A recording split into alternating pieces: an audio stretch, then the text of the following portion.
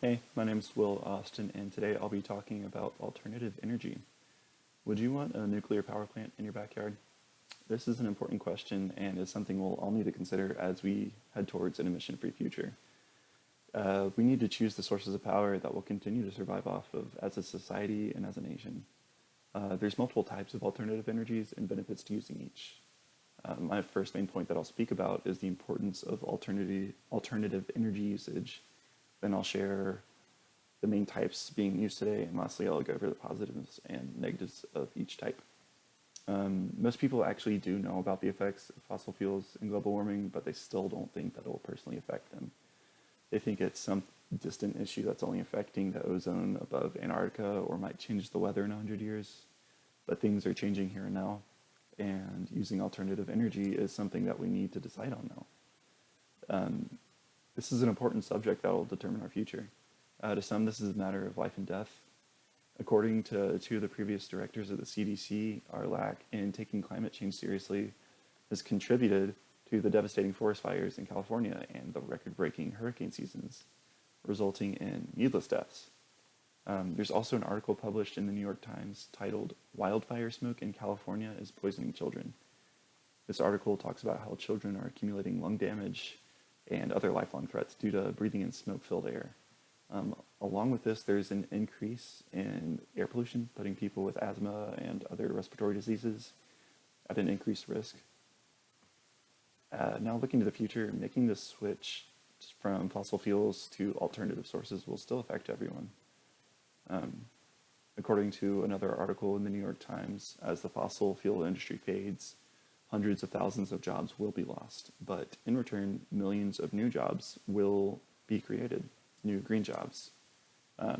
Some changes that are more closer to home would be the switch to electrical heaters, mostly because houses now run off of gas and oil. Same thing with cars. About only 2% of cars right now that are being sold are electrical vehicles, but over the next few years, that's going to have to change.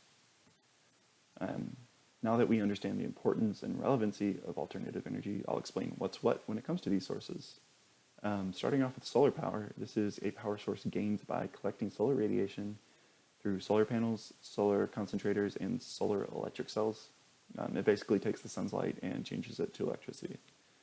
Next, we have wind power, which is power generated by wind turning massive turbines on a wind turbine, turning massive blades on a wind turbine, sorry. And these in turn drive a generator which produces electricity.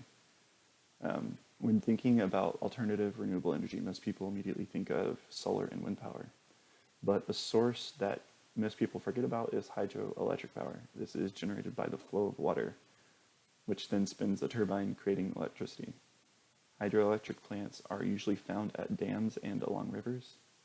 And lastly, an alternative energy source that isn't renewable and probably it's definitely the most controversial is nuclear power. This power is generated by the process of nuclear fission, which heats water to produce steam, and then the steam spins a turbine, creating electricity. Now that we know what these energy sources are, we can talk about their positives and their negatives.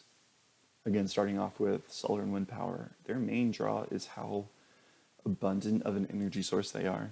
The sun's going to keep on shining and the wind's going to keep on blowing, making these practically infinite sources. But sometimes they're not. Sometimes it's cloudy, meaning less solar power, and sometimes it's not windy, meaning less wind power. These are both heavily dependent on the weather, and sometimes it just doesn't want to cooperate. Moving on to hydroelectric power, in most places that have a hydroelectric plant, this is a very consistent source of power due to their ability to control the water flow. But the downside to this source is that not everywhere has a river or a dam to produce this power. And finally, nuclear power. The benefit to nuclear power is that it is also a very consistent source of power, and according to an article in Scientific American, it could potentially be a widely accessible power source. There's a new type of reactor called a small modular reactor, or SMR for short. And this reactor is going to be, according to the article, it's going to be quicker and easier to make, and somehow it's going to be safer.